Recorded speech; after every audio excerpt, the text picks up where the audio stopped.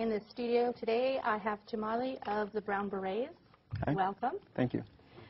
So for those of us who don't know, can you give us some information about the history of the Brown Berets? Well, the Brown Berets is a Chicano organization that started in 1967 in East LA, and it started off as the Young Chicanos for Community Action to address police abuse in the communities and poverty, poor education, things like that, you know, and eventually through a lot of different processes, it became a more militant organization. We adopted the uniform, and now we have what we have today.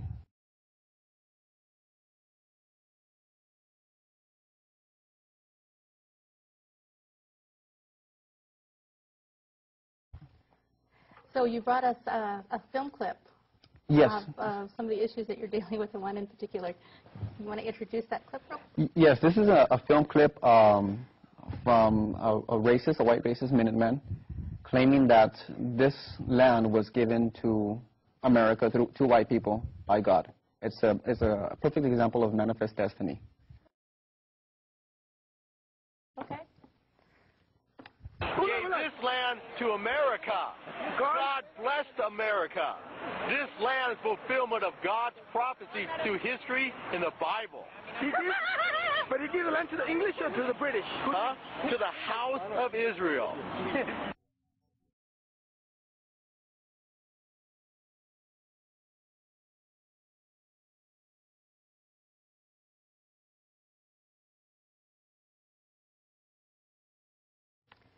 Wow.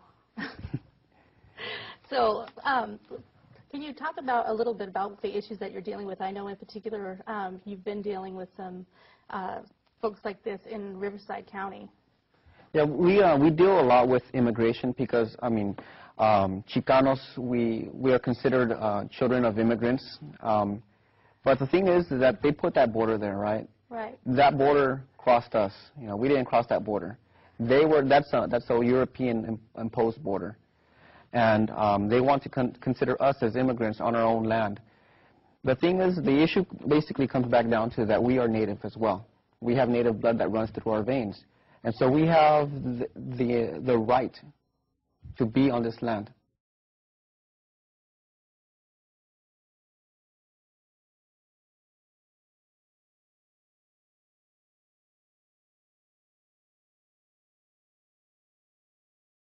We have more of a right to be on this land than white people because they are the real immigrants. They came from Europe. When our ancestors date back to 50,000 years to this continent.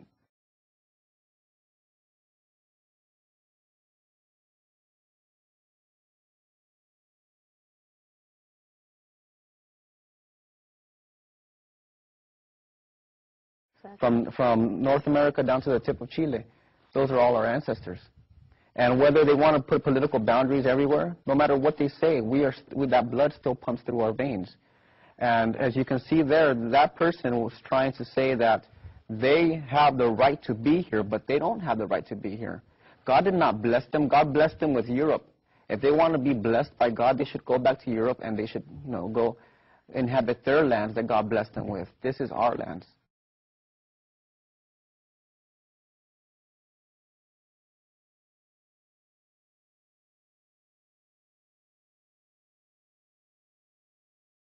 Correct. Yeah. I mean, even with the Shumish people, we believe, you know, we are the caretakers of the land.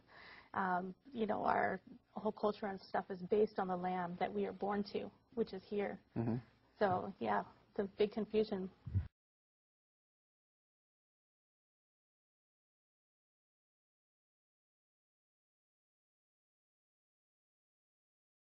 Well, you know, the Minutemen, they address the issue of immigration, but they do so in a very racist way. That statement right there is just one of many statements that they make. They call us wetbacks, and we have video of them calling us wetbacks. We have video of them calling us cockroach leeches. There's one video that we could not show because of censoring, where they are just the gentleman just goes off saying all these negative things about Mexicans.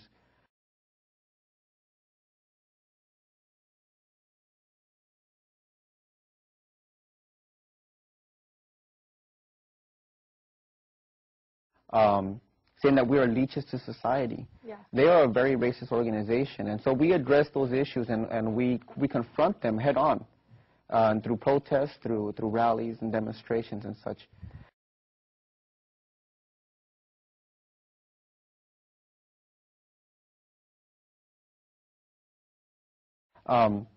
But yeah, there are so many things that are happening today, and the Brown Berets, we are here to address all of that. So yeah, if you're interested, you know, go to YouTube and Google about the cockroach leeches. Cockroach leeches, yeah. Yeah, pretty much of an embarrassment. Yes. So the Brown Berets were part of the just the civil rights movement in itself, you know, along the time that, you know, the American Indian movement came into play, and the Black Panthers. And can you talk a little bit about, you know, how, you know, the change, you know, I know that they were dealing with a war and, you know, all these different issues, but the change that has occurred in how the organization has changed back then into what it is today? Well, it started off as just a community organization. They just wanted to do things in their community to help out the youngsters and the families. But they actually received a lot of police abuse because of their activism. They said that, you know, they didn't like the fact that they were protesting the police. So the police began abusing them. So it's kind of ironic, right? But they, through a process of time, they put on a beret, and they began to take a more militant stance. They said, you know, we're going to continue fighting no matter what it takes. By any means necessary, we are going to continue fighting. We're going to address these issues, and we will become the front line of defense for our communities.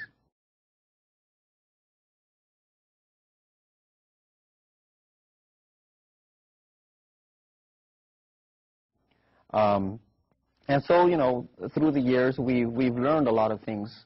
We've modernized many things, and we've grown.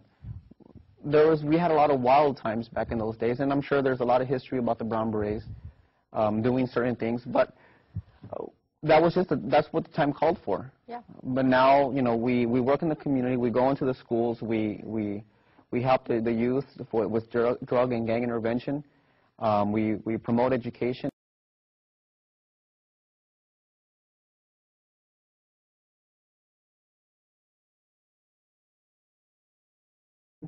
Health, you know, prosperity, economic prosperity, you know.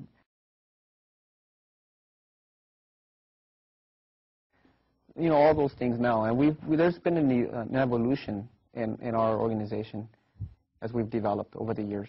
Yeah, it was really nice. And speaking to you earlier, it was really nice to hear that, you know, that you're being invited into the schools and stuff through the Metro program and so forth. So what has the response have been in doing that outreach? A lot of kids are pretty amazed to see an organization that would actually stand up for their rights, that promotes culture and is not afraid to speak up.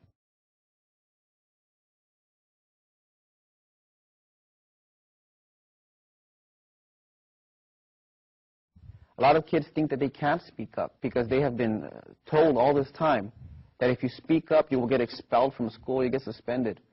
They'll consider you a rebel, a radical. And then when they see an organization that is willing to do that, they want to join. They get excited. And so we have a lot of supporters. We have a lot of people, a lot of youngsters in particular that are joining up because this gives them an outlet to speak out. Yes. And yeah, so it's become very responsive. A lot of kids like it, and especially with a lot of things that we're doing nowadays. Yeah, especially, you know, with the gang issues and so forth, just to give that empowerment to the youth to be able to speak up and to fight for the belief system and on a whole different level. That's not going to get them in the troubles and stuff that they're getting in through gang participation. So yeah. That's really nice to see.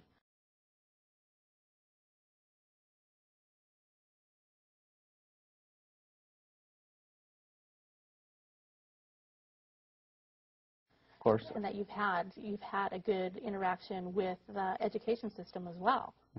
You know, as being invited. So initially it was just in LA. You are now nationwide. Yes.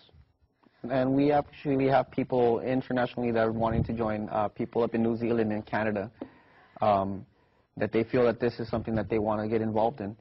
But, you know, the Brown Berets are predominantly a Chicano organization. We try to limit ourselves to, you know, the Chicano community because we address the issues of the Chicano community. We are what we call Chicano nationalists, that we put our needs, the needs of our people first.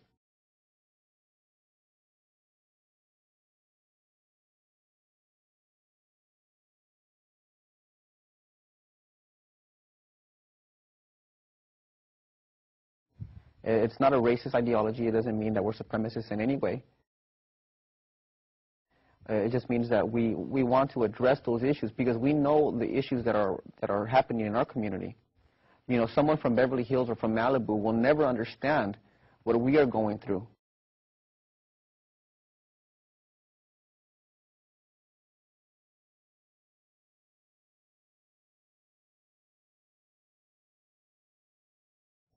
And so we address those things. And you know, they say, well, why can't you be a humanist? Why don't you address the issues of the entire world? Well, I'm sorry, but I don't know the things that are going on in China. They have their issues and they have their problems. They have their fight.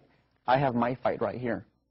And if I don't fight for me right here, no one else will. I know Jamie Foxx from Malibu, he ain't going to come over here, you know, to my community to fight for me.